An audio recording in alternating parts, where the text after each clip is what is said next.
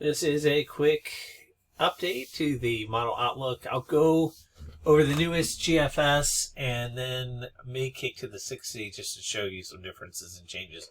All right, so the storm that was to be is no more for us, but North Carolina, South Carolina, coastal areas especially, could really get some walloped snow. Very historical for them as well. As we get to the Outer Banks, this storm really cranks up. It could become a blizzard. But Virginia, most Virginia is spared now, at least from the latest trends from what I'm seeing on the weather models. All right, so let's go ahead. Here we are today. It's chilly. It's cold. Really cold at night. We have that cold air advisory. I did notice plows got out to the back roads last night and plowed my driveway in with some boulders. So I suspect they're trying to get the roads wide enough for school tomorrow in Loudoun. We'll see if that happens because the cold could delay start, if not cause them just to shut down.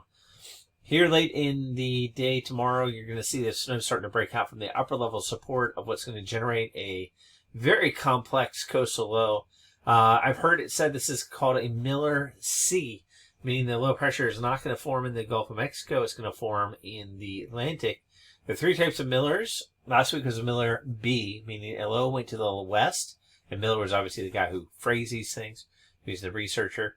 The low would get to the west and then transfer the energy to the coast, and then we go up. Then we have Miller A, which are big low pressure systems that never reform. They just go in the right pattern to our south, often picking up southern moisture and then going out to sea. And then you have the Miller C, where a low develops in the Atlantic and then moves up the coast from upper level energy, but not from a coastal off of the Gulf. Miller C's often are the scrapers on the East Coast of snowstorms and not using the inland runner. Still possible, but very unlikely that those would happen. I'm not saying there isn't Gulf moisture. As a matter of fact, I saw that there was some outlook for some snow flurries here down into the Florida western part due to ocean effect snow. We'll see if that can materialize. But here's the upper level system here. Still positively situated, but trying to go negative. You have all these low pressure systems trying to get their act together. It could consolidate into one, but the fact that it's actually multiple is also another killer for anything coming north. The cold that's off to the west and up to the north here is really blocking the ability for this thing to come to the coast as well. And then this thing gets very, very powerful right on the coast. This is some strong winds, a lot of snow, very heavy snow in eastern North Carolina, even all the way down to Myrtle Beach, and snow all the way down to Charleston, even into the far northeastern part of Georgia. Pretty wild to see, very historical for them. You see us, though, here, we're just getting into the blustery winds off the northeast flow, and that's what we have to look for. So this is Sunday, as the storm really wraps up and gets very tight. Even at this point, it crashes the west side, and all the moisture is really close to the low pressure system, but the Outer Banks is just getting pounded with snow and tons of wind, and that's why a blizzard warning may go up there. This is not even looking like it's going to do much to the northeast until it gets up to Nova Scotia area, because it just doesn't consolidate well. And anyway, we're seeing that. Cold conditions stick around, but not quite as cold as it has been. Orientation switching. We're getting some southwesterly flow over top, and this is something we're going to watch next week. We do have a kind of a front system coming towards us. How much cold air is in place could contribute to the fact that there could be some snow. There's a front, though. I'm honestly just this whole season's been one where these fronts have come and approached us and pretty much dried out by the time they hit us.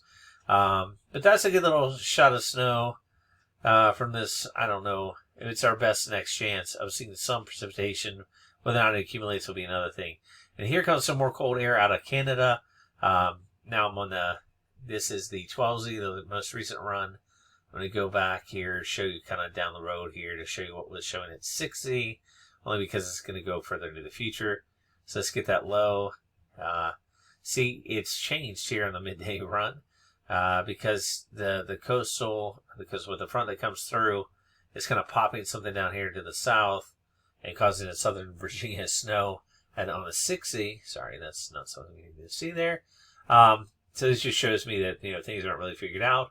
And then maybe a little clipper system, maybe some flurries, but this is reinforcing colder air as we go into the long range, and we'll have to see because it's so far out, it's hard to tell. Other than I can say, this does not look like it's warming up. I mean, yes, we may warm up briefly to above freezing, but it's not going to be a warm pattern. We're still going to be below normal.